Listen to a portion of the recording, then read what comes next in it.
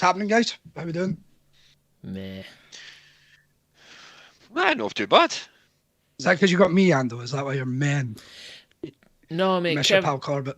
It's got nothing to do with that. It's Kevin and I were catching up pre-show, but because you were obviously fashionably late sorting out the part in your vagina here or whatever, you were late, and aye, well we'll chat about it when we're off air again. But I've had better days, if I'm being honest, buddy. Fair. Well, I did not realise that. As you say, I was sorting a different pattern, but it's fine. It's all about you, isn't it? It's all me.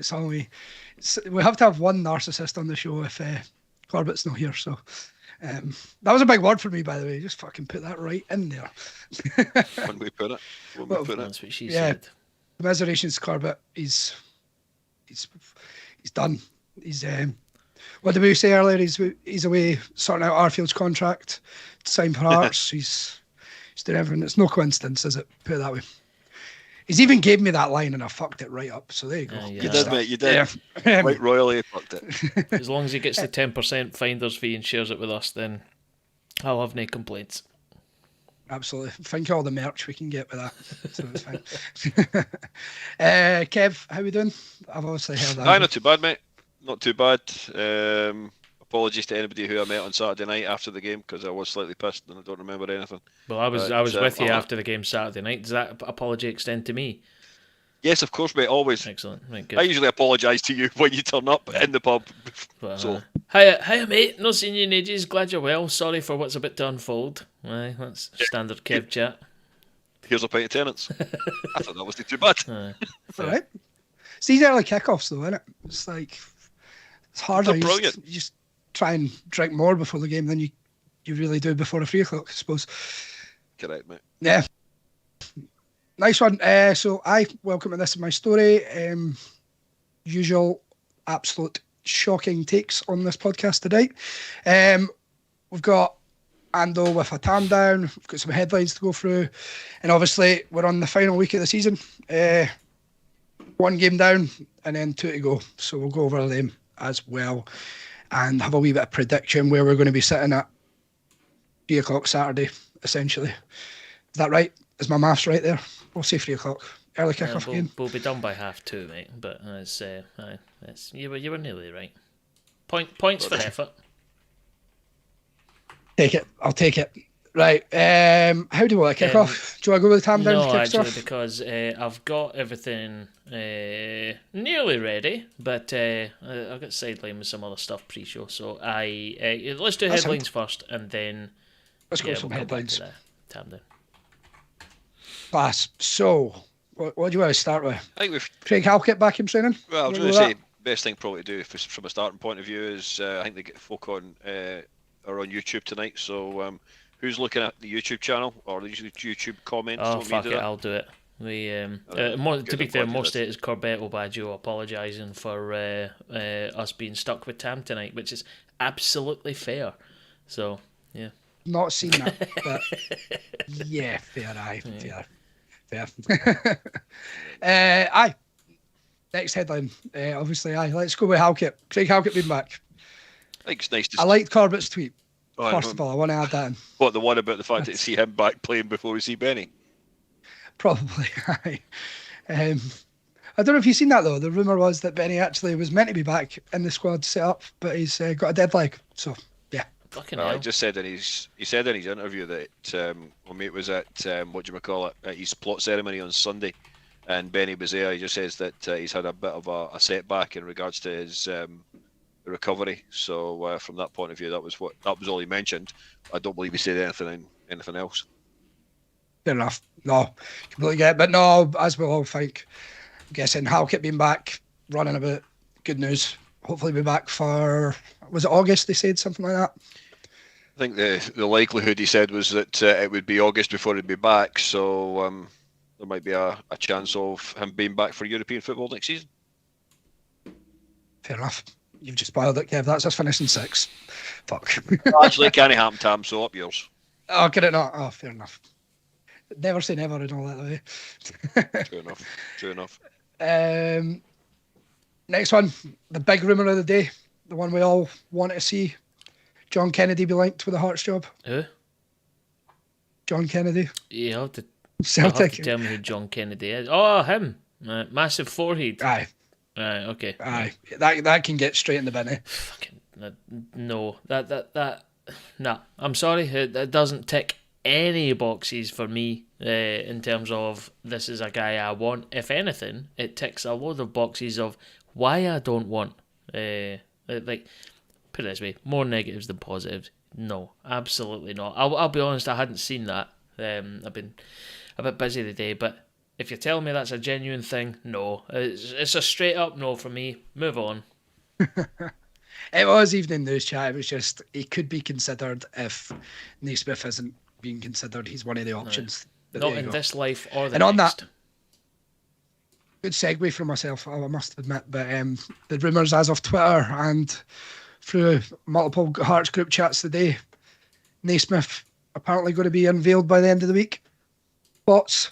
Do you reckon it's right? Do you reckon, where are we standing with this? If I'm honest, on you go, Kev. Sorry, on you go. No, you first, mate. I had the last one. I'm probably in the same boat as you anyway. He's not convinced me yet. Yes, we've got a better outlook in regards to the way that in which we play. But there's still a lot of work to be done. My opinion may change depending on result from tomorrow night and Saturday.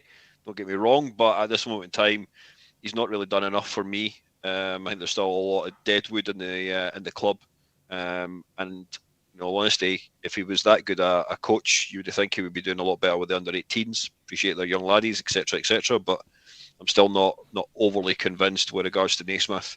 I think I'd rather have another target. I don't know who, but I'm a little bit undecided on it. Yep, fair. Ando? Same. No, it's just a no. Yeah. To keep it succinct, I'm not going to go over Kev's points again, but I'm lined up with that thinking. No, it's just a no. No. Yeah. No chance. For me, I said it earlier as well. I think it's the easy option. Like, we could this appointment could have a bit of, I don't know, real like sort of intent about it. Go for somebody with a bit of experience, someone who's going to come in and be there for permanent job type thing, long term, try and completely change it from back to front. But the bother is I said this on the pod last week, and I think probably the week before, which is realistically, who are we going to get? Right, we are way up. Well, okay, it remains to be seen if we are the best of the rest. But the third force in Scottish football, that's just an end of it, right? The people that you can attract them are not good enough. The people that are like throwing their applications in as soon as Robbie get the bullet, it's a case of right, anyone that applies on the same day or even in the interim, fucking shite, absolute shit. The only people that we could approach that in my opinion are good enough, we can't afford. So who is it? I've yet to see, and everything in the group chat that absolutely rings true to this, what I'm about to say as well. I've not seen a viable option presented that I think is good enough for the job. It's as simple as that. Tell me somebody that's good enough that we can afford. Fair. To be honest with you though, it's not our job really. No, it's not. I think you have to do a proper, but this is a proper discussion. Hiring process. You know this is what I mean? a Hearts discussion podcast, Tam. So that's the whole point. let's have a chat about it. No, what I was going to add though, I would like to see somebody a bit further afield than your Scottish football, your sort of usual failing English manager or something like that. That maybe someone you wouldn't think about. That I don't want to put say an Ange Postecoglou, but someone off that ilk that's done well somewhere else that maybe would come in with a different sort of mentality and not have any fear of the old firm, something like that. Corbetto Baggio in the YouTube chat. Actually, I said I'd keep you up to date on this. Just so you know, the response to the Kennedy could be a potential candidate. I think every single person, to a man, has basically said, get that idea in the bucket, which is ideal. I think we're all lined up on that one, so good. That one gets put to bed. Scott Lister, 100% agree, Ando. Such a lacklustre list of managers. Thanks, mate. Now that's out the way. Corbetto Baggio, and this is probably one that warrants a little bit more discussion. Chris Wilder. It's an interesting one. Present your case. It is an interesting one. So, I mean, I don't think either of us are in this podcast can actually sort of present a case for him. But what you will see from a lot of other clubs that he's managed in regards to the way in which he plays football, and if this is, you know, your ideology of regards how you want to see Hearts play, it is seemingly right. And I've never seen many of his teams, if any. It's boring football, and he'll win the majority of his games. I think he had in the season that Sheffield United came up from the Championship, he had something like a 62% win rate for that particular season. So if you just want to see just games where there's no real, you know, flair in the game and you're winning, which I get the argument, then yeah, Chris Wilder I think is an option. He hasn't done really that well with Middlesbrough, and then they got rid of him and brought in some ex-Man United player, can't mind his name. He went to Watford, didn't really do anything with Watford neither. So I do wonder where people are going with Chris Wilder, if I'm being honest. And that goes against then what effectively Naismith's done, because you know we had 30 shots again on Saturday. So it depends on how you want to see football being played at Tynecastle. So there's an argument and there's a massive discussion. We could maybe do a podcast just on that alone. So the only reason I'm asking you to present your case is because I'll be honest, I'm not close enough to English football. Like, watch the occasional game in the Premier League or whatever. But I'm not close enough to what happens in the English football scene to be able to commentate on it and say, yeah, Chris Wilder's the man for me. That's why I'm asking. I'm not saying present your case because I'm going to shoot you down with a whole fucking laundry list of shit that says, by the way, he's garbage. Then I genuinely don't know enough about him. So, to be fair, what I would say is you can't sniff up somebody who's won the Championship and then managed the Premier League. I think that's the type of appointment we should be looking at, to be honest with you. But then it comes down I to, don't know enough can about we him. afford them? Well, that's it. I see a few comments there, and I watched the interview myself. He did say something about wanting to continue to manage in England, and his next shot he wants in England. So well, that's the flavour of the comments that are coming through on the YouTube chat as well. And then Corbett also saying that, and rightly so, I totally agree with him on this one, is that everyone wants to manage in England, especially in the Premier League, because let's be honest, it is the strongest league in the world. 2 good seasons up here, and he'd get a decent gig down south. Plus, this would definitely be his only shot at Europe. I mean, if you're managing in League 1 or Championship, you're not getting Europe. You're just not, and it is definitely not good enough to be the upper echelons at a Premier League manager, because those positions are all filled, and none of those people are on a sticky wicket, with the exception of Jurgen Klopp, who, like, a couple of bad results, he could be out in his arse. And Chris Wilder's not replacing Jurgen Klopp, definitely not. So there you go. It's a fair comment. Absolutely fair. I suppose we'll. Sorry, just to add, we look at players that want to move on, and we accept that, because at the end of the day, they're going to try their utmost to play well. We're going to probably speak about it, but look at Gino at the moment. Like, look how he's playing, on the basis that his contract's up. He's wanting to go for a bigger move. Who knows if he's going to stay? I'm sure we're going to go. I wanted to bring up his contract situation later on, but Kev, what are you going to say? Sorry, I talked to you as you're coughing. It's all right, mate. It's all right. No, I was just looking at Wilder. So Wilder's in this particular window that since people have been talking about him. So 7th of March 2023 to 10th of May 2023, he had 11 games in charge of Watford. And I appreciate that means that he's using, or he's not his own players in, probably not maybe got his own coaching staff in, etc., etc. But played 11, won 3, drawn 3, lost 5. Win percentage of 27.3%. That's a typical Hearts signing, isn't it? Fair. Yeah.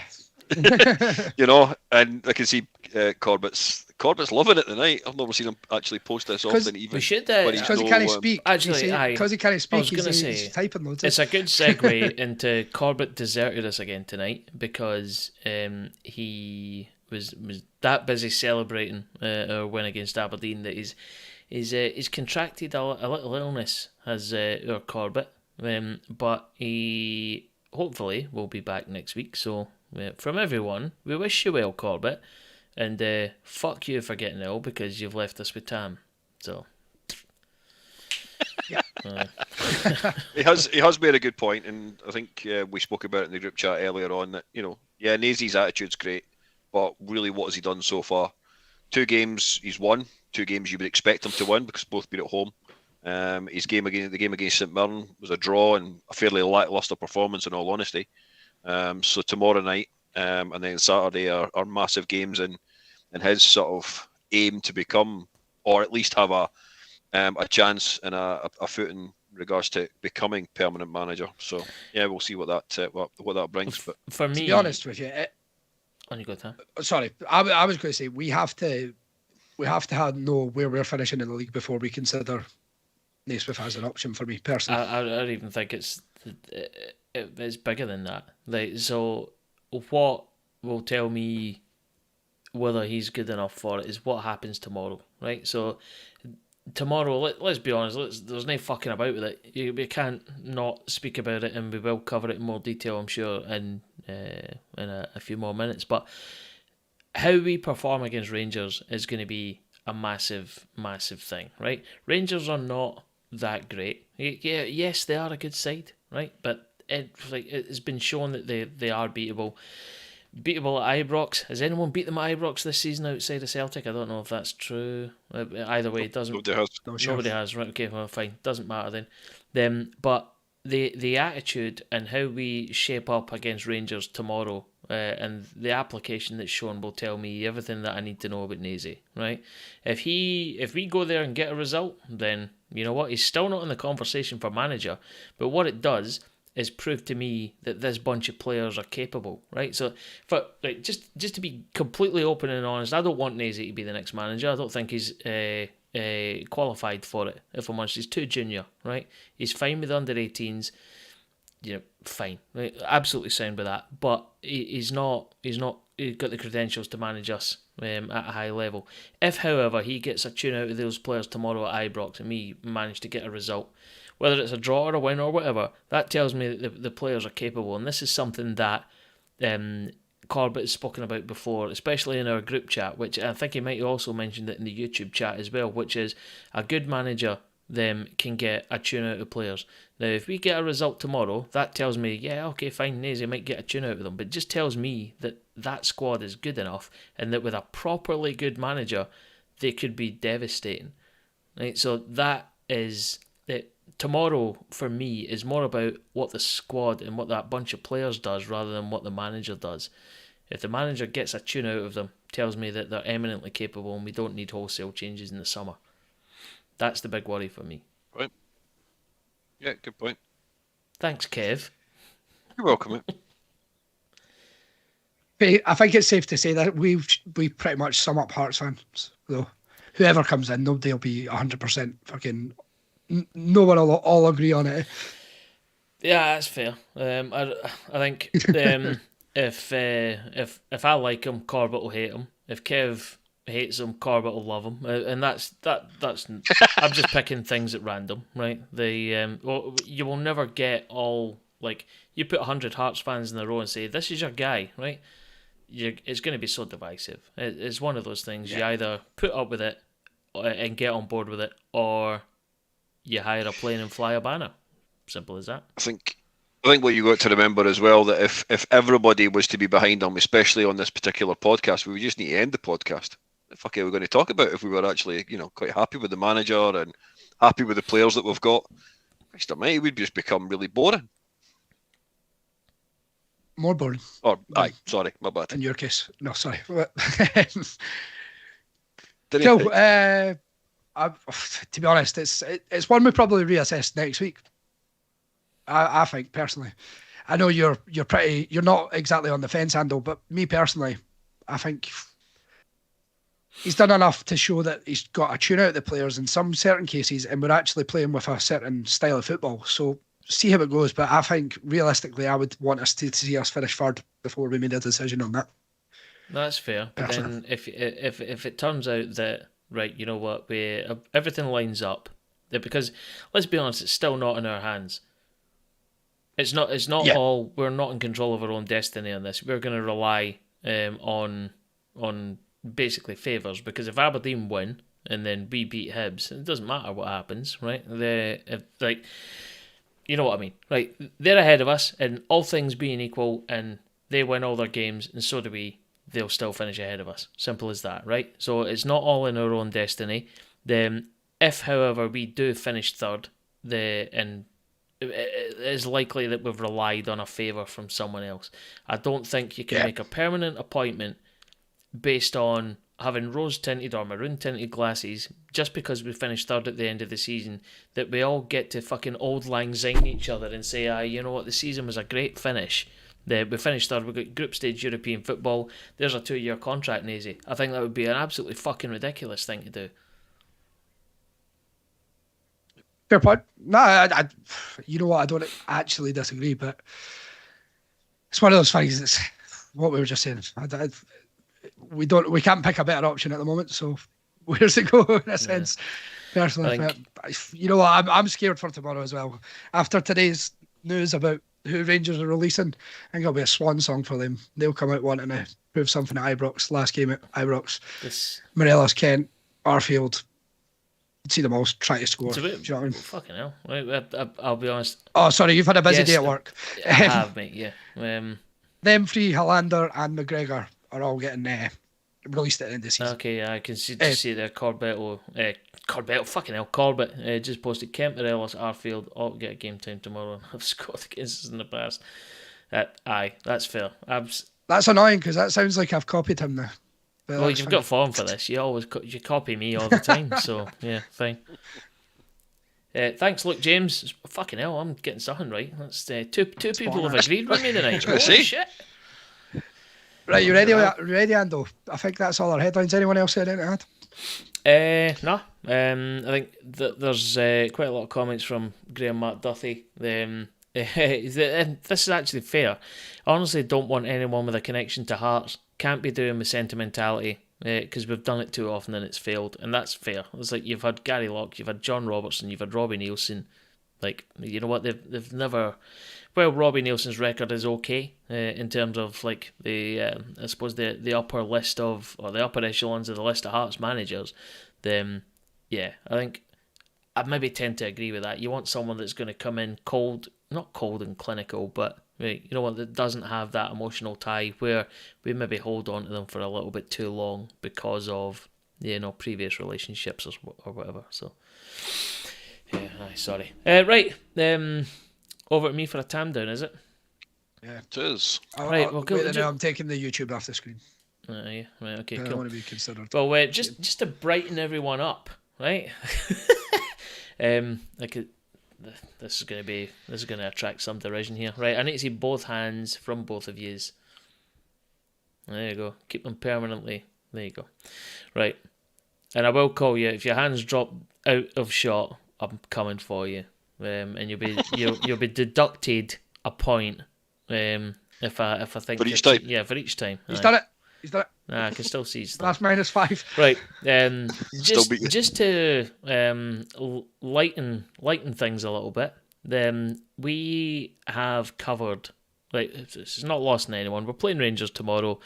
The amount of victories we've got against Rangers, in terms of doing tam downs, we've done them all. We've probably done them all twice. So we look forward to the Hibs game, and I think we've probably done all the Hibs victories twice. So I'm spicing things up, and we're going straight down to the very fucking bottom of where we could potentially been over the years. And we're going back to the 22nd of October in the year 2000. It was at Easter Road. The game was Hibernian 6, Hearts 2. Fuck. Now, pour your drinks now, folks, because this is not going to be fucking nice. So there we go.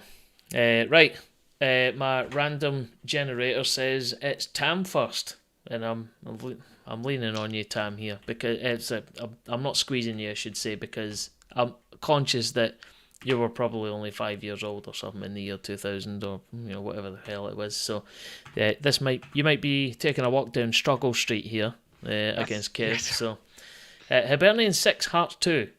Who's your first guess? We just come through the players, yeah. Yeah. All right, okay, cool.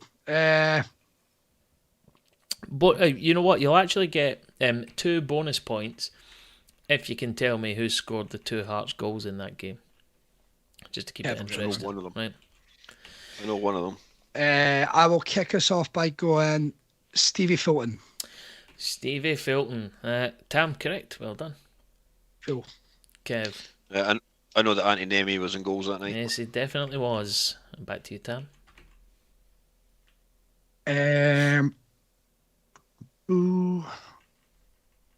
Alan Maybury.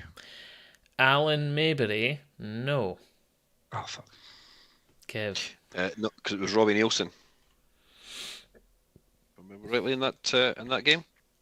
Robbie Nielsen. No, he didn't play that game. You know. Nope. Back to you, 2000 Tam. shot, Kev, you dick.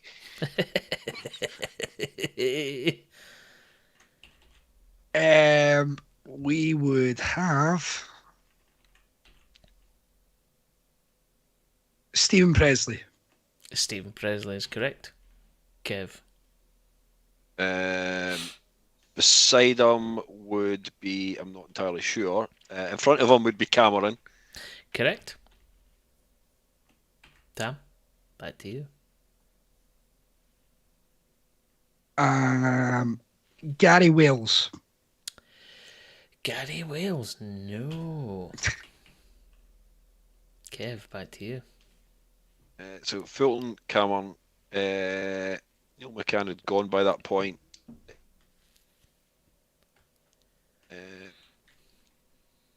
He scored the first. Missed the name. He scored there, the first that night, Andy Kirk. Sorry, Andy Kirk scored the first that night, I know that. You dropped out a wee second there. Absolutely correct. And you get one of the bonus points. Tam. Thomas Flugel. Thomas Flugel. Yes, he did play. Kev. Tam, I can't see your hands. Sorry. Andy Webster. Andy Webster is not on the list. Oh, do you not? Tam. 2000. McSwegan. He was on the bench. Yep, absolutely correct. Kev. He was on the bench. I think who played left back that day? Was Stephen Mahy?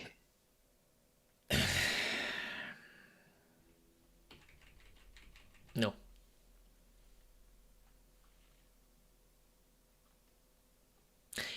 Cool. There's one. My claim to fame is that there was someone playing for us in that game. Now, it never happened in this game, but when he formerly played for another member of Premier League opposition, I might have launched a half-eaten pie at him and hit him in the back with this before he played for us.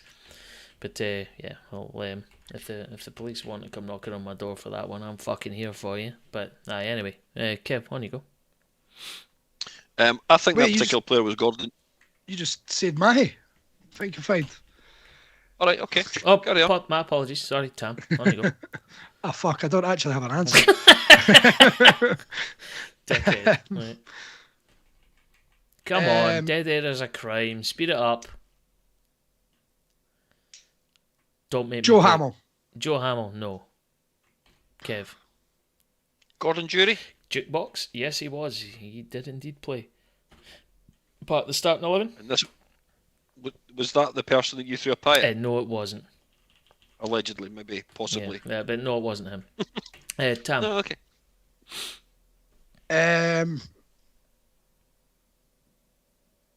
Wanjo. Yes. Fucking hell, well done. You're impressing me here, Tam. It's 5-5. Kev, your pick.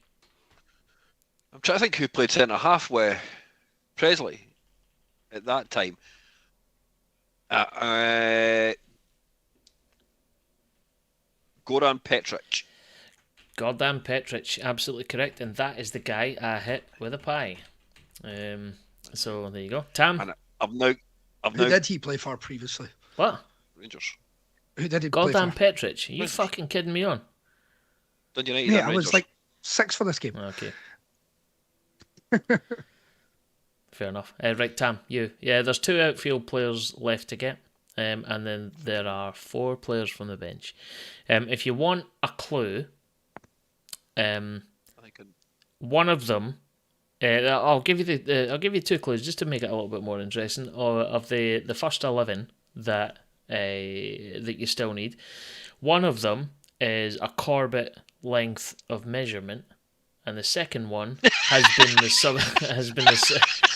the subject of I think several of the, remember the crypto fucking things we used to do. I can't remember the name of the feature, but one of them.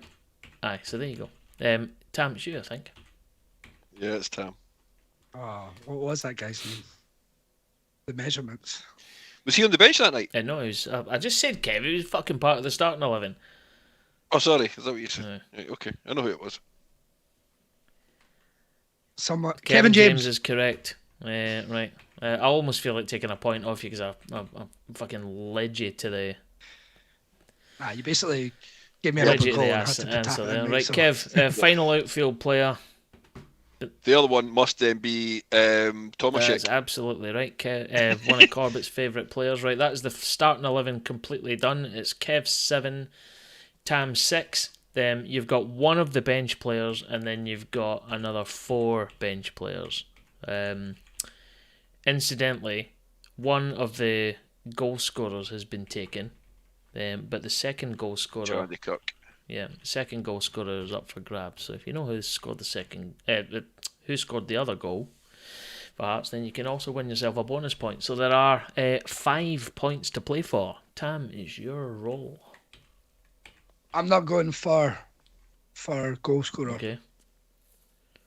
Bear in mind that the goal scorer has already been said. So it's up. No, the second one you said. Oh, we need to say the goal. You do. Okay, cool. So, I got you. Aye, Kev said that Andy I'm Kirk going scored for 1. sub-keeper. Tepe Moylan. Incorrect. Kev, over to you.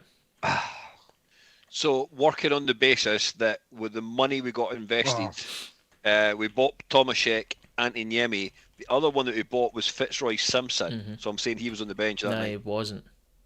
Good good guess though. I like your logic there, but sadly incorrect. Thomas, back over to you. 4 bench warmers. Second keeper option. Second keeper option. Roddy Correct. McKenzie. Absolutely nailed it there. Okay, Well cool. done, Thomas. So Kev, back over to you. Sorry, I should talk into the mic like a big boy. Kev, back over to you. Yeah, no problems at all. Trying to think of that horrible bloody. I didn't like that strip. Stefan Adam on the bench. Sure wasn't. Stupid. Tam, over to you. Austin McCann. Gonna have to speed this up a wee bit, boys. People are falling asleep. Lee Makel. Lee Makel. No, right. So it's Stephen Boyack. No, 7-0. It's 7-0. If one of yous can say any one of these players that are outstanding, then you win, right? So the next answer is the right one. So I'm not going to go turnabout. Just fucking go. Like, players, Right. go. Scott Evans. Go! Shit, Well Tam done. wins. Yes. There you go. Did McSwagan score the other goal that night? No, it was Colin Cameron.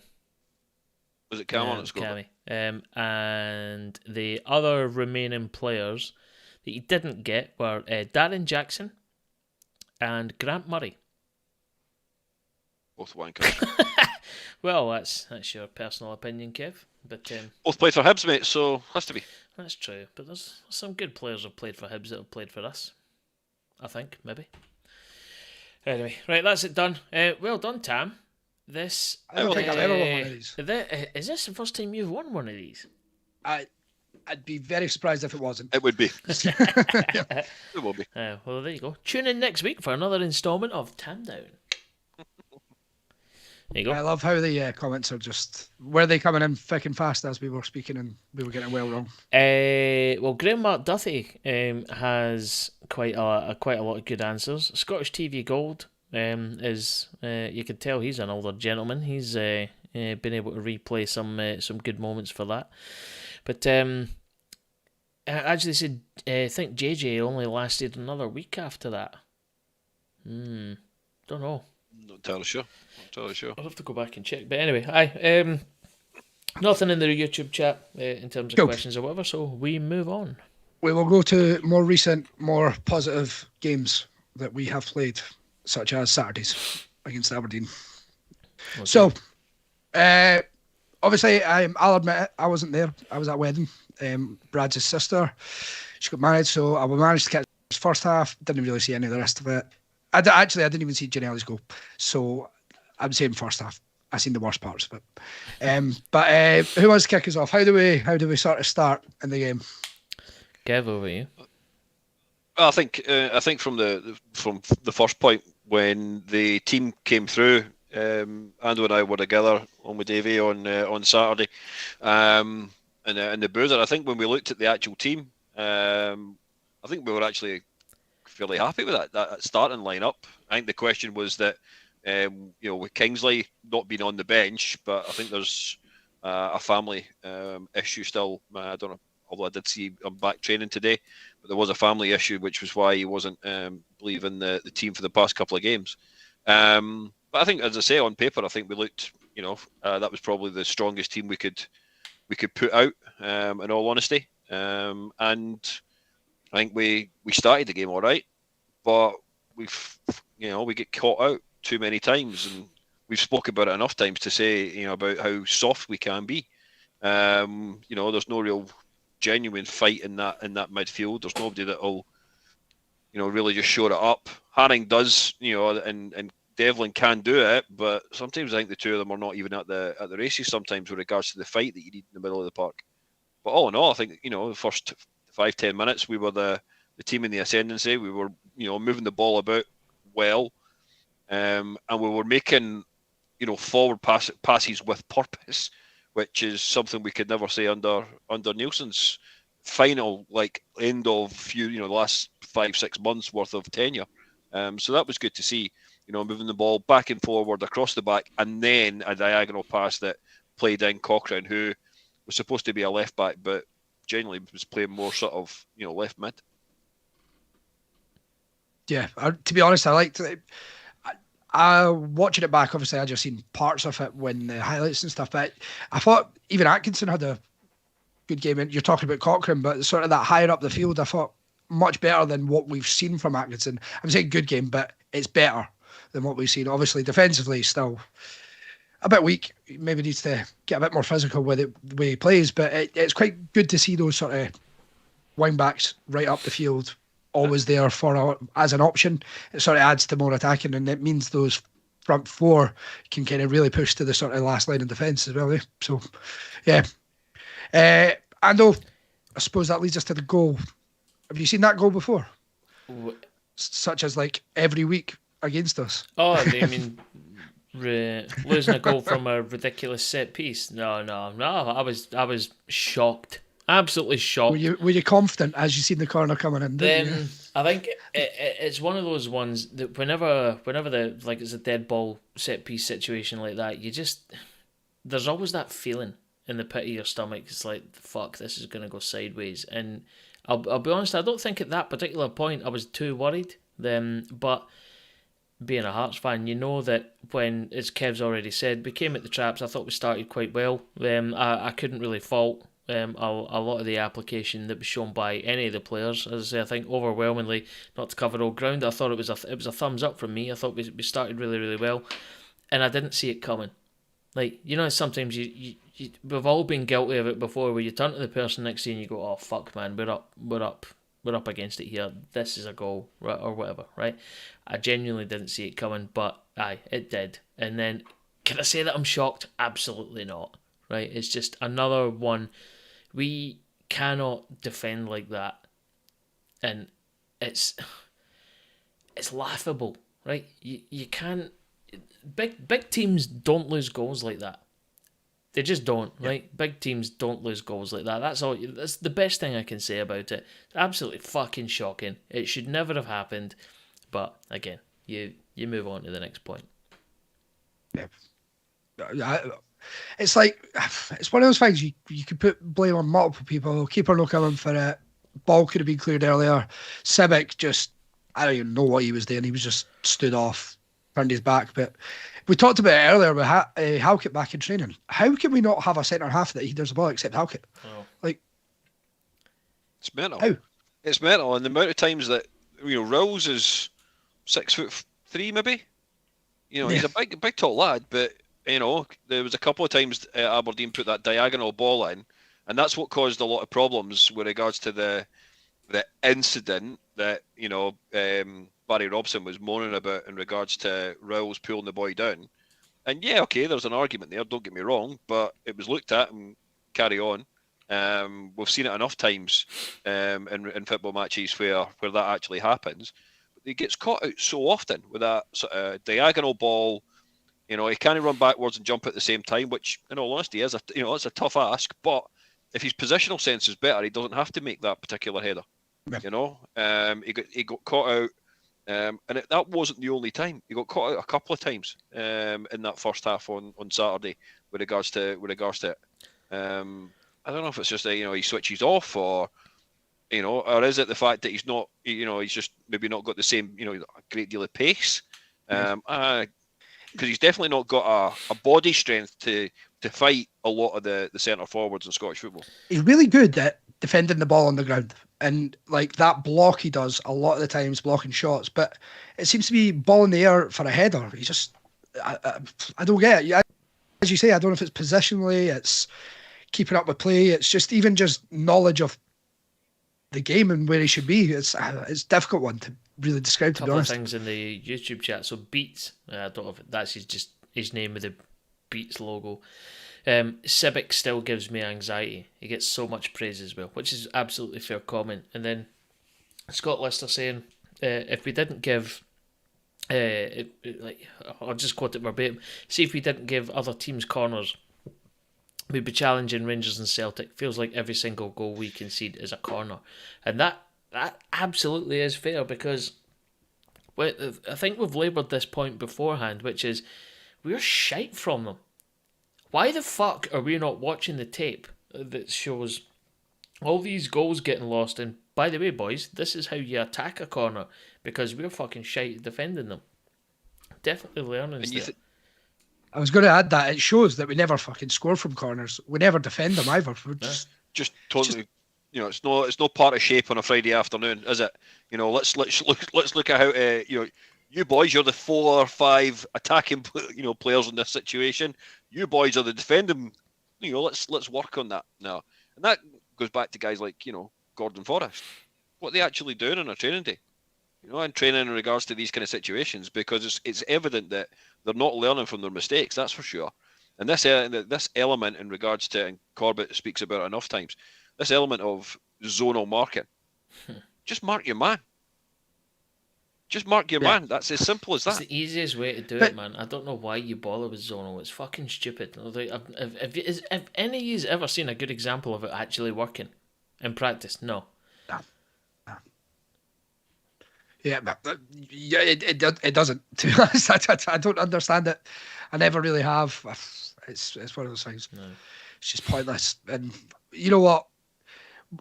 We're probably going to lose another goal at some point over the next 2 games, and bet you one of them is going to be the fucking pair corner. So cheers, Tam. Well done. Yeah. It's apologies. Then obviously, I suppose we could talk about this first, but the penalty, great to see Barry Robson in tears, first of all. Lovely to see the penalty shout, sorry, I should say. But for me, never a penalty. Like, obviously, what is it? Attacker bounces off Haring falls down and then brings him down. It's not like Haring's went in with the challenge.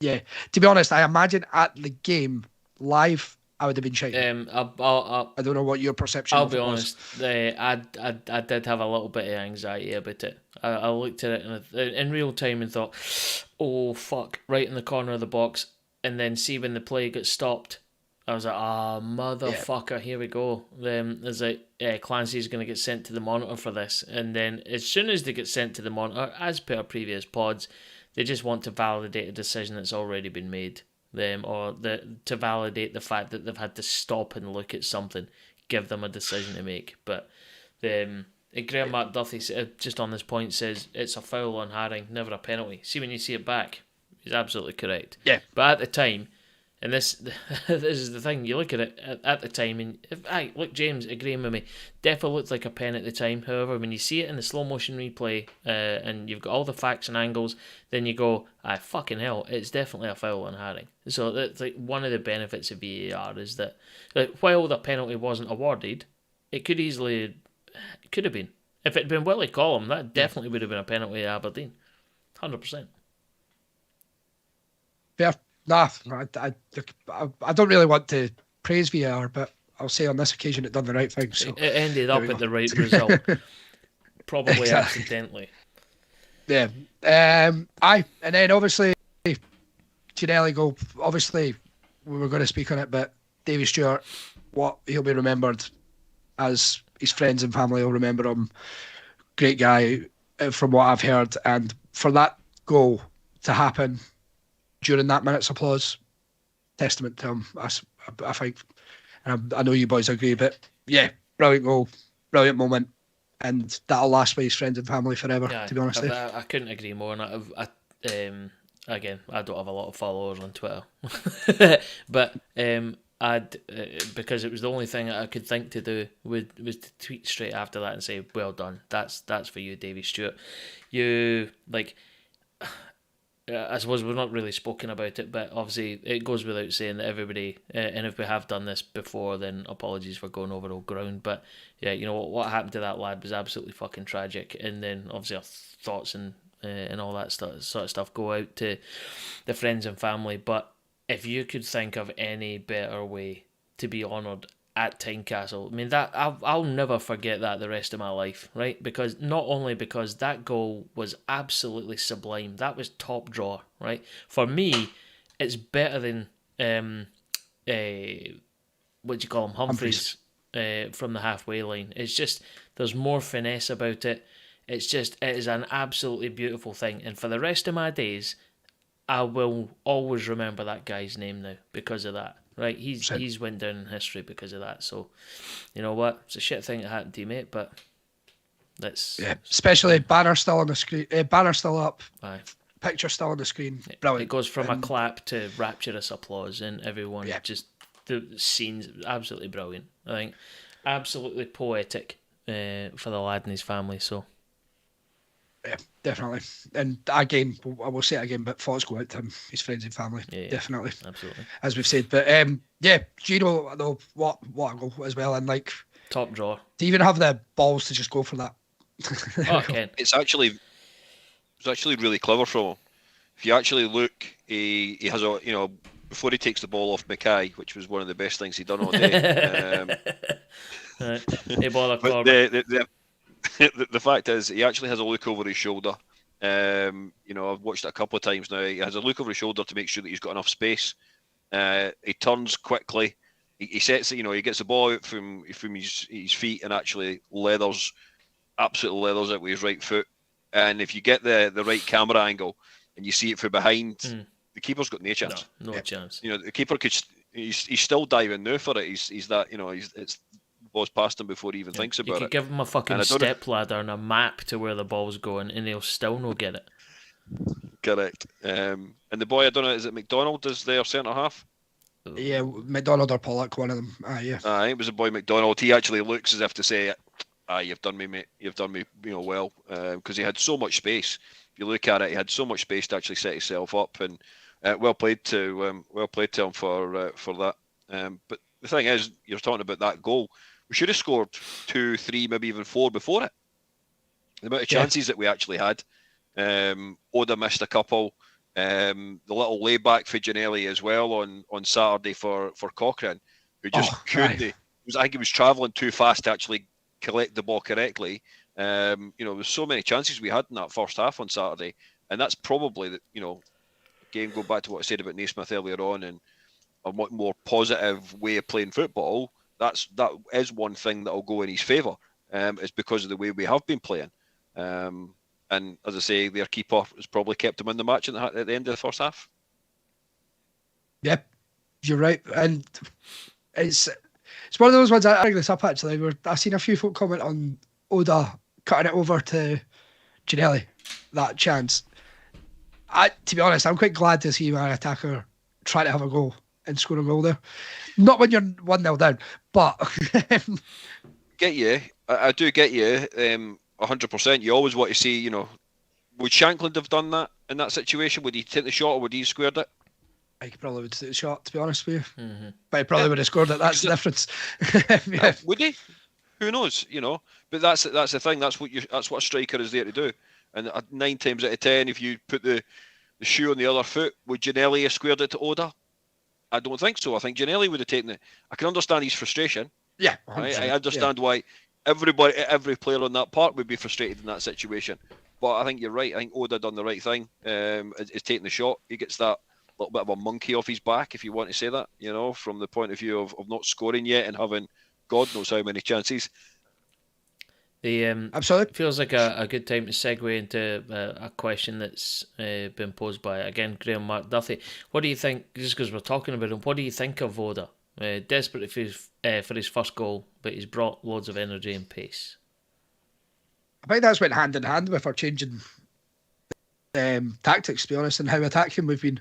He presses for the front, brilliant. He's always energy, as Graham said, pace, everything about him. But he just needs a goal. He's had a couple of assists now, hasn't he?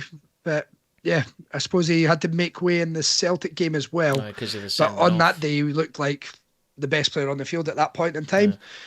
But he's probably, again, because he's not really scored anything, he was taken off. But I'm happy with him. It begs the question, where's he been for the last 7 months? I think... On you go, Kev. I was just going to say, I think you've got to remember that there was a language barrier for a good few weeks. There wasn't. It was that language bit that can always be difficult. But you're right. He always plays the game on the front foot. I love the fact that I think it was the start of the second half, he nutmegged that plucky wee bastard Hayes, which was beautiful. Wait a minute. Can we just stop there for a minute? Did you or did you not make a bet with someone in the stand behind us that you would get that in this week's pod? I did, mate. So he now owes you and I some drinks. I believe that was his agreement. So I was good. I didn't know. Cheers very much. I didn't know I was a beneficiary of this. I thought it was you getting pints for yourself. You horrible bastard. But I'll take that. No. I was getting pints for everybody. That's the kind of guy I am. So I'm going to say it again. I said a plucky wee bastard, Johnny Hayes. Nutmegged them sweet, and actually went on to create something at the end of it, which is always nice to see. But there you go. No. To be fair, his actual end product looks all right, minus not scoring goals. Because a lot of times you do get these sort of... That's one of these things. This is the same reason that it took me to take fucking ages to like Boyce, is just that I didn't see enough final product. His movement was brilliant, his touch was brilliant and all that, but it needs to end up in goals. Now, I know for him it's slightly different compared to Boyce, but I'll be honest, over the last 2 matches I've seen him play, I've been quite impressed with him. And I'm keen that he gets more game time. And I think it's one of these ones that I'm so fucking hopeful that as soon as he gets one goal, that's it. It'll click. Floodgates open. Exactly. Yeah. And you know what? It's probably a bit too much to wish for, but yeah, that's what we're hoping for, isn't it? Yeah, totally. I wanted to touch on it as well. Obviously, what's that Ginelli now? 13 goals for the season? I don't have the stats at my command, but it's there or thereabouts. It's comfortably over 10. I'm sure it's 12 or 13, something of that order. Should we be chucking everything at him? He became quite an integral part of the team. I hope when you say that, are you talking about in regards of contract? No, just like... I am meaning a contract. 12 goals he's on now. 12 goals, 4 assists.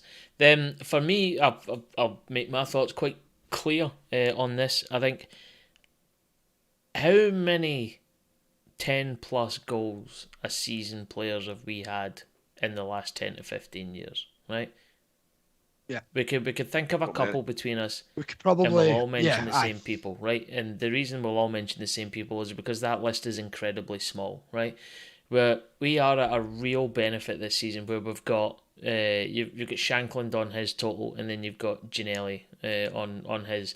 If you look at seasons gone by, right, because of the scattergun fucking nature of just how we played football and obviously the management entourage at the time, those goals seem to be quite deep throughout the team. We never had any one or two standout players.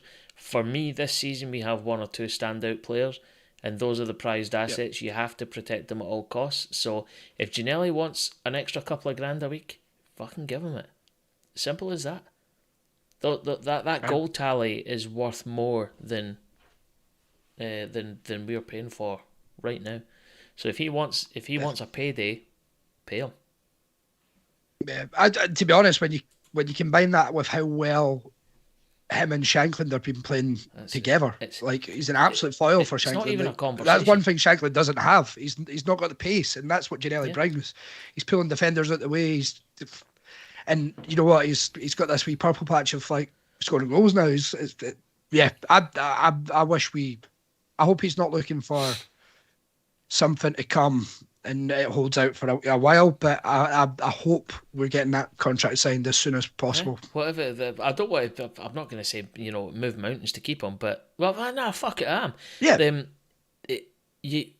It depends what he's asking for, right? He himself also has to be realistic. Yes, this is his personal best goal tally in a season. He also has to temper the fact that he is, let's be honest, a little bit injury prone, and he'll know that himself.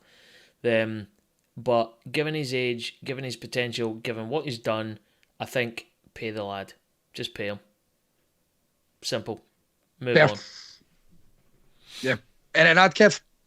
No, I know what you say about, he missed a couple of games for injury. He's not missed a great deal of games this season, I don't think, through injury. But there was that little period when we came out of the Championship and back into the Premier League that he was out for a wee while. But I agree with what Ando said. There must be a set value of money available for players on in regards to salary. We've spoke about trying to trim the actual squad down because we did have quite high numbers of players, but a few of them have already fallen by the wayside. Snoddy would have been on decent cash, I would expect. Similarly, Humphreys, there would have been a percentage we would have been paying him, as well as the money that Wigan weren't paying him. But then that money is now freed up. Why not actually look at putting it on, giving it to Ginelli as a package? My only concern, and I hear this, a few times with regards to Ginelli, is he playing for the contract? And then, not a case of tools down as such, but you've seen it with a few players, don't get me wrong, but I don't think that is Ginelli. I think him as a player is someone who wants to play football, enjoy playing football. Yeah. I think that's a massive thing that he's getting at the club at the moment is, regular 90 minutes, 70 minutes, whatever it may be. He's in the starting lineup. He's scoring goals. What's that? 4 goals in the last 4 games? Yeah. Will be. So from that point of view, he is on, as you said, a purple patch. He's got to look upon that himself. If he does move to somebody else, he's going to have to then try and create that relationship with another striker. So where's he going to move, right? And it can't be underestimated the fact that I'm going to have to let you keep chatting. I'll be back in a second. That's fine. Tam's away for a classic Tam. Ladies and gentlemen, Tam's away for a piss. If you hadn't guessed this already, but one of the big I suppose selling points is that he's been with us a couple of seasons now. Hopefully, he's got an established rhythm when it comes to Edinburgh life. And you look at some of the other players that are in the squad. I think it can't be underestimated the fact that obviously we are from one of the best cities in the fucking world, and that's a massive draw, right? So okay, fine, fair enough. He could maybe go down south and earn more money, but as you say, I don't want to go down the whole sentimentality thing, right? Because that's not what I'm coming at it from. Which is, supposing he was going to go to a high upper, let's let's say a high Championship team, like fucking Middlesbrough, right? Who the fuck wants to go to Middlesbrough? It's a few miles down south for where I stay, and it's a fucking shithole, right? It's like you know what, like. I don't think the draw of the league, the European football potential that we have, without actually having it cemented yet, the group of lads that he plays with, the fact that we've got rid of fucking dung manager now, we're hopefully going to bring in someone in. I think all that considered as a picture would be enough for him to go, aye, sound, rather than going for maybe an extra 3 or 4 grand a week to a championship team, because it's all about I suppose differential pay structure, isn't it? I mean, it's like a top flight championship team. They're not going to go and start writing him checks for 20 grand a year, 20 grand a week. They're not going to do that. They're going to offer him a little bit more than what he's on just now, enough to make it appealing. But hopefully what we need to do is to be able to counter that and say, look at all this good shit that you've got going on here. We'll give you a little bit of a boost, and hopefully that's enough to keep him. That would be it. Yeah, I agree. I just wonder if the decision. I mean, you would expect. I know the club have been pretty quiet, but let's be honest, the club are quiet with regards to a lot of their transfer activity anyway. Yeah. But you would genuinely think that an offer has been made to him, because if it hadn't been made to him by this point, you would also think that the club would have came out and said, So from that side of things, that's a possibility. Is he and are the club waiting to find out where they finish in the league, and is he waiting to see who the actual manager is? And that's absolutely a fair comment, because you have to cut your cloth accordingly. So if we don't get the squad we have just now and the wage budget we have just now is right sized based on Champions League group stage football. If we haven't secured that, let's be honest, we're going to lose people. And if hopefully, in terms of saleable assets, we've got a couple, but hopefully we're able to not have to relinquish talent like him, because I think if we did do that, we end up back in the mediocrity that has been Hearts for the last 20 years. Get someone good, sell them on. We're not able to hold on to them. We go through this ever-evolving cycle of being a little bit good, getting rid of the prized assets because we can't maintain the level of consistency that we need in order to make ourselves a proper big team. And it's something I'm nervous about, if I'm honest, but we'll wait and see how it goes. I'm going to leave you two to it now. Tam has passed the baton to me, and I'm away for a lily and gish. We're back in a minute. We're so professional, eh? Back in a minute, lads. Well, to be honest, I think that leads nicely. Were you talking about Shankland there, was it? I was talking about Ginelli and how the actual ask of him signing a contract is, from our point of view and from the overall look. And we know Savage, when we've had our interviews with Joe Savage, he said that part of the sort of video that they show to prospective sign-ins is all about the city of Edinburgh, what the club means from a historic point of view, what the club means to the community, the fans, and what then the club want to be doing moving forward, improvement season on season on season.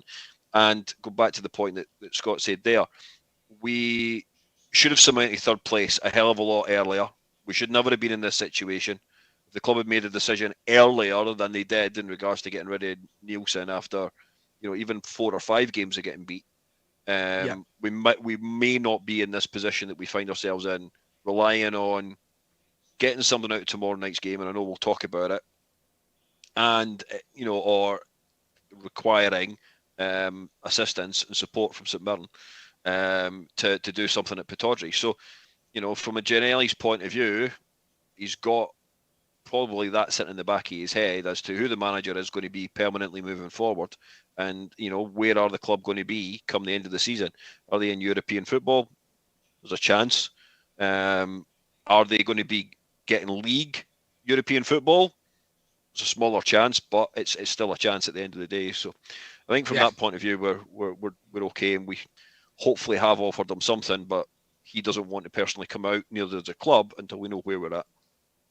Yeah, I agree with that. I think it's you're really right there, to be honest, and it must be hard as well if we've not. He doesn't know who the manager's going to be next season. That might be a factor into his decision as well, and ultimately, same. Well, I never want to just add just quickly, but since Peter Harrings came back, would you be giving him another year? Well, there's no reason why not. I mean, if you think about it, I'm sure we sat this time last year, maybe a little bit longer than that, talking about Haring, and we have to offer him another 12 months, and he should be signing that 12-month contract. We've not seen him for 12 months, really. We've not seen him the whole season. We've seen him bit part player running up to through European football, in and out of the team. Then he got his head knock at the end of, what was that? October, something like that. And then we didn't see him until Nielsen got booted. So from that point of view, he's had a 12-month contract extension where we've only actually seen him for 4 of those months. Yeah, I did. So I don't have a particular issue. I don't have I've no, and this is something we spoke about last week. I think you've got to keep Haring in that and offer him another contract from the point of view that if we are going to lose Michael Smith. Yeah, and I don't mean from a point of view of Haring goes and fits into that position. I don't mean that at all. It's what Haring brings to the actual the changing room on match day. What he brings to the actual squad during Monday to Friday training. That's what you want to keep guys like Haring in the team for. Yeah. I don't know if you listened to it. I know you boys didn't really bother with it, but Shanklin was on Open Goal last week. Him and Halliday were talking about it, and they said that Haring is like Naismith's like teacher's pet with him type thing, in terms of, because they obviously played together, they know each other. He's got another leader on the field to provide his message. So it's exactly what you're saying, Kev, to be honest. I am just conscious of time, sorry, because we've obviously got the next couple of games to talk about. But since Ando's back, Shanklin goal to finish it off. Happy second half. We've not even touched on the second half, actually. Go for it, Kev. How do we play second half? Coming at it. Well, second half, I thought, in all honesty, we cemented our control of the game. I don't really remember anything other than one sort of slightly scary moment with regards to Civic. Going 50-50 with the boy it was just a lob over the top of the defence, and our defence being as slow as a tugboat trying to turn sometimes. I thought we can control the second half really well. We came out, broke things up in the midfield really quickly, moved the ball forward really quickly, and that's what those 4 guys up front all do. And Cochrane's ball in for the winner is brilliant, because he's already looked up before he's received the pass for Barry Mackay. He knows perfectly well that he just needs to put a cross in first time, and Shanklin's clever enough just to effectively look along the line, stay onside in regards to the boy that's trying to cut the cross off from Cochrane, and just opens his body up and opens his foot up and puts it in the top corner. My only issue, or my only gripe, if I can call it that, in regards to the second half, is again, we were not clinical enough. So many chances again. We could look at the chance that Forrest had. How the bloody hell he missed it is beyond me. No idea. The one that really gets me is the ball that's played. Shanklin runs from his own half into the Aberdeen half to collect it before it goes out for a throw in. Then plays it along the line. The keeper cuts it out. It comes back to, again, I'm not sure who it was. It could have been Devlin. And the boy gets a touch on it and puts it over the bar, but the linesman then puts his flag up for offside. How does that work? How can you be offside in your own half? But anyway, there you go. We're not going to question SFA rules and SPFL linesmen and referees again, are we? Not till next week. We'll leave it for 1 week. I agree with the goal. Brilliant. Cochrane again, man. We've spoken about it at the start of it, actually, but he's just brilliant, man. Great to see. He's really good. I think he's our most sellable asset at the moment. Just in terms of age. No, I mean more like age, ability, I position. tend to agree with you, actually. Is that, like, on the open market, like Cochrane playing the way he played on Saturday, right?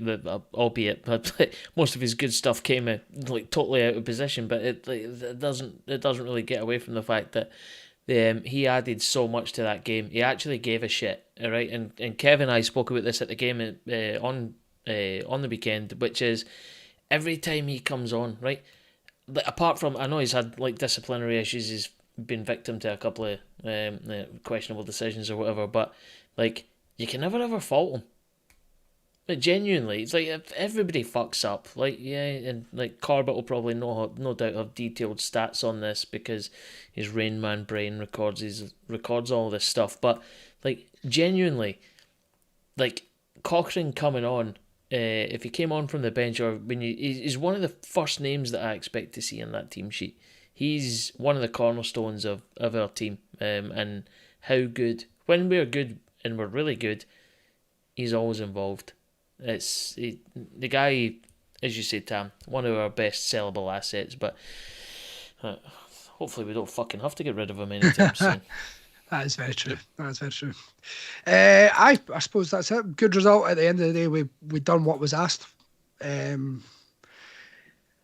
suppose at least we're still in the race with 2 games to go, which leads us to the next 2 games. So obviously we've got Rangers tomorrow night. At the time of recording this, if you're listening later, but Rangers and then Hibs. I suppose, do you want to take them game by game?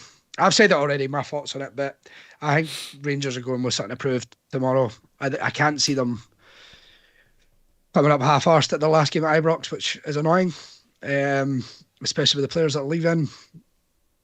I think we're looking for St Mirren to do us a favour tomorrow night, ultimately. And then again, hoping at the weekend that we beat Hibs and Celtic do a favour. But what about yourselves? How are we feeling about tomorrow pre-game? Want to go, Kev? Thanks very much. I'll be all doom and gloom then. Yeah, I'm not looking forward to it. I'm not going to lie. As you rightly say, I think with the players that are leaving, their last game at Ibrox, Morelos loves a goal against us. You're not going to get very many good odds in regards to him scoring at some point across the 90 minutes from a bookie. Kent always also, these are the games that the guys sort of seem to, waking up for. But again, you then go back and think, well, okay, we need something from it. We can't go there with an attitude of sitting in, and I don't think we will. I think at this moment in time, given the fact that we've already stated and already said that, as a team we can't defend, so the next or the best form of defense is offense.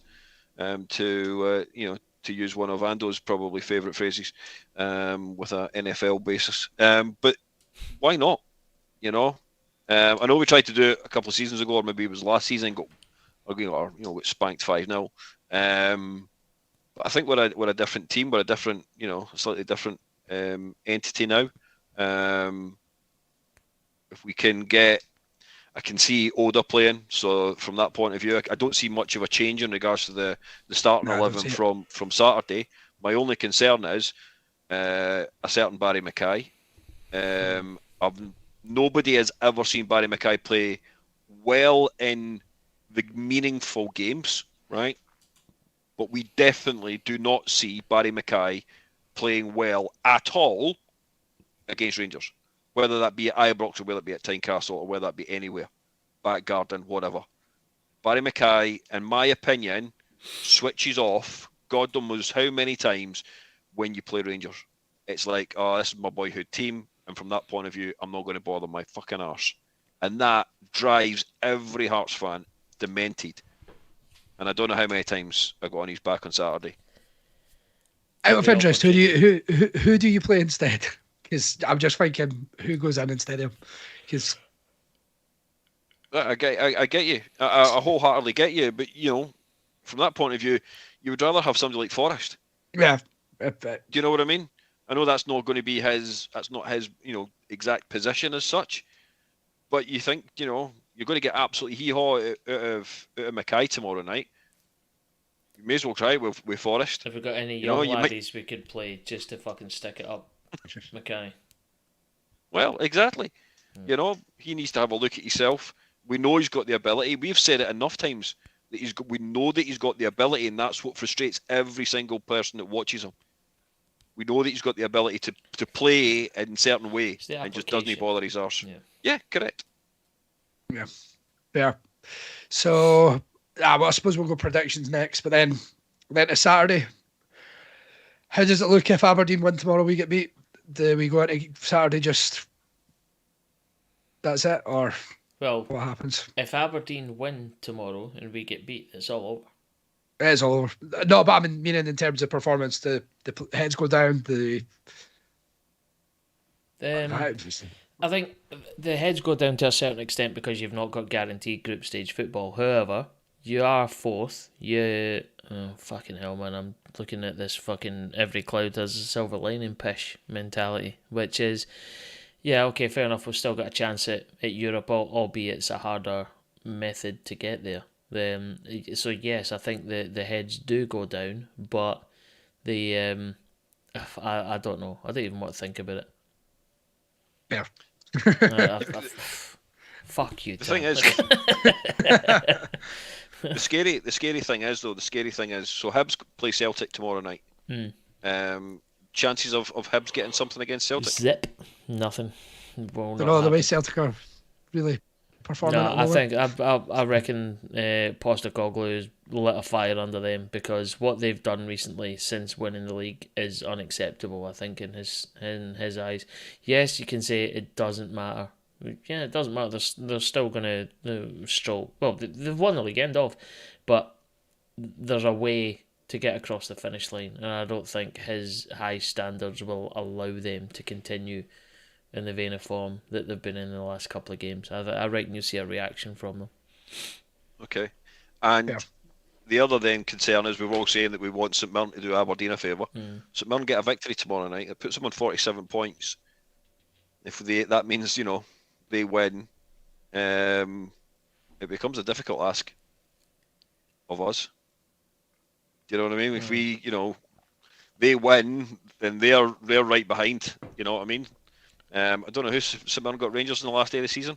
Oh, I'm not sure. I'm sure it's Rangers. St Mirren is the last game of the season would have to be Love Street. At their place. And there's no many teams won it at Love Street or whatever it's called nowadays, Paisley Park or New St Mirren Paisley Park. Park. The only thing I would caveat that though, so they win, that would take them what? 49. 7? Oh, they're on 46, 49. That's 3 points behind us. But the goal difference is so madly different. I think we've got a point there on that, basically on that basis alone. But I get what you mean. Yeah, and these are the sides of you things and thought processes that you look at. But at the end of the day, all you ask is us to do what we need to do. Yeah, exactly. And I suppose we just want to see. I'd take a point tomorrow, 100%. Yeah, a point in fucking in Glasgow, absolutely 100%. Bite your balls off for it right now. I will go slightly different, and I will say that I just want to match. No, I just want to match whatever Aberdeen's score is tomorrow. Well, that's easier said than done. But yes, 100%, 100% it is. But if they draw, we draw. Fine, not a problem. Again, they get beat, we get beat. This brings in another level of anxiety, though, doesn't it? Fucking hell. And this is why we drink heavily. Wait, I win in a draw. They win, we draw. Is that over or not? What do you mean? If St Mirren win? No, Aberdeen win. Draw. We draw. It would go. So if we draw and Aberdeen win, 4 points. Would it? Yeah, because they're 2 points ahead of us just now, are they not? Yeah. Aye. So they win. They win. That becomes 5. 57. We draw. That we becomes 53. 4. Now our goal difference is what it is. It's better than theirs, but it's we still can't catch them. So no, you still can't catch them. Right, Kev, match the result. Aye, I think you're fucking right there. Yeah. Cool. We match their result. Aberdeen draw. We draw. That's fine. It's still 2 points. They get beat. We win. I will chug myself off until probably early Saturday morning. That's why he's got the 1 kilogram weights on his fucking desk. There we go. Oh, look at that. Perfect segue. Right. But, yeah, it's a big ask. It's a big Is ask. it to get a draw at Ibrox? Nah, Yeah. it's fucking. Fair. hell. Stephen It's Mayer pipe makes a dream. good point. If Aberdeen draw and we lose, we can still do it on goal difference. That does make sense. That is an option that can happen. Fair play. Cool. Well done, Stevie Mail. It's a And as long as we don't lose by, what did we say? If Rangers don't win by however many, 7 or 8 or something. It's an 8-goal. It's an 8-goal swing. It's an 8-goal swing. We're goal- plus 6. They're minus 2. Oh fucking hell, man! Right, I want to move on from this. We're gonna become predictions. a meme. Right. Aye, cool. Predictions. Go for it, Kev. Tomorrow, then Saturday. 3-0 home win tomorrow night. 3-0 home win Saturday afternoon. And See, if I'm honest, I can't give you anything other than that. Genuinely, Yeah. Rangers will turn us over and we'll beat Hibs. Simple. aye. What are folk on YouTube saying? Are they in Aye, agreement can we with get us? some predictions in there? Can we get some predictions? Right, come on, YouTube. YouTube, call arms. I need to steal some the answers. 60 people that are still viewing us. Come on, get your score. Don't be scared. Let's go. Right, I'm going to Rangers win tomorrow. I think it'll be 3 or 4 as well, to be honest. And then we win by 2 on Saturday as well. The next prediction, and I want everyone on YouTube to answer this as well. 3 o'clock Saturday. Where are we in the league? Kev. You've always got to be first, prick. All right, I'll swap it then. I'm still saying. No, I'm still saying. I'm still in agreement that we can be as positive as we possibly can, but I'm going to go with 4th place on Saturday afternoon, and having to go through 2 qualifiers to get to the groups. Is that right? Yep. Yeah. 2 qualifiers and a playoff thing, whatever it is. Yeah. Was it a playoff as well? Yeah, Was there it? will be. There's always a playoff. Right. Technically. Well, if I'm, you know me, I'm never anything but sunshine and delight. I'm going to agree with Kev. I don't see us getting 3rd place. Good things do not happen to Hearts fans in a tight spot. Tell me one time when we've been in the face of adversity and something positive has happened. Like, I'm not talking about like Aberdeen, like coming back from being 1-0 down, winning 2-1. Right, that is not in the face of adversity. That's just being 1-0 down.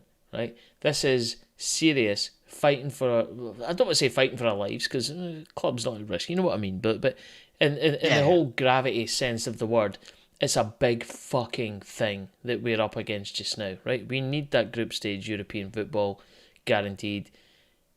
When have we ever been up against it and it's actually went in our favour? That amount of times, fuck all twice. 0. Yeah. So this is not going to be anything different. Sorry, but that's the truth. That's my opinion. Yeah, but to be honest, I'm probably the most positive out of everyone and most optimistic. And I will also say, 4th to be realistic. It's going to be. It's just the way it is. I would say, if it does end up 3rd, this is a bigger achievement in this season to get 3rd than it is last season. Yeah, it should have been done months ago, mind you. It should have been done. You're 100% right. 100% right. Let's not trigger Corbett. He's been fucking. He's clearly either fallen asleep or he's ill or whatever. But to say Corbett is right and that Nielsen should have went ages ago. Hindsight's always 20/20. Right. Mr. 22 games means because you good point. Administration for you and when we've been up against it and we've came out of it. Different. That's one different time. scenario. This is that's off the field. That's off the field exactly. That's thanks to me and you and probably most of the people listening. Right. That is a completely different scenario. So yeah, okay, fair enough. But no, I'm not. We can't come on the park tomorrow night. Exactly. If it was a case of me writing a check You wouldn't want me to If I could donate some money to get us into third place, then fuck it. Do you don't think we'd all do it? Right. So this would be sell, but that's it.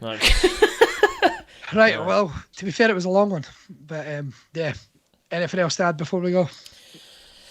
No. Nope. I'm just glad that I got in that plucky wee bastard into the podcast this week.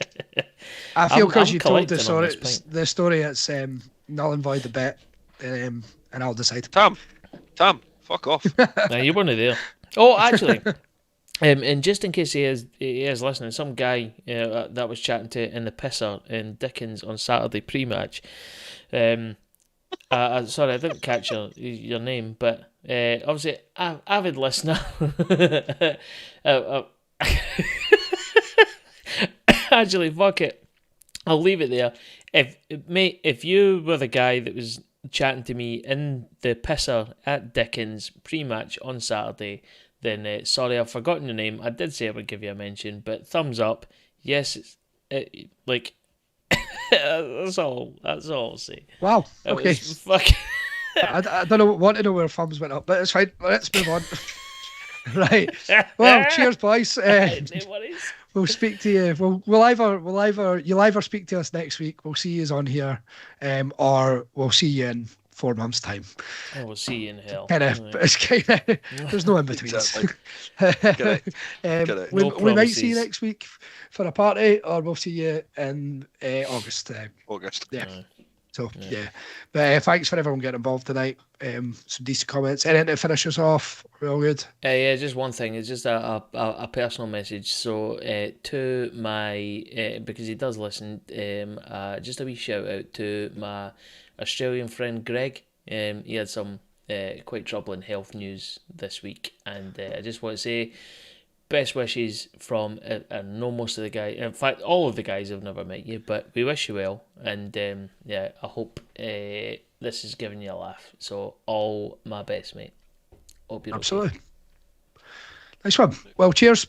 See you either next week or in August. Aye. See you later. Bye for now. Go, get out.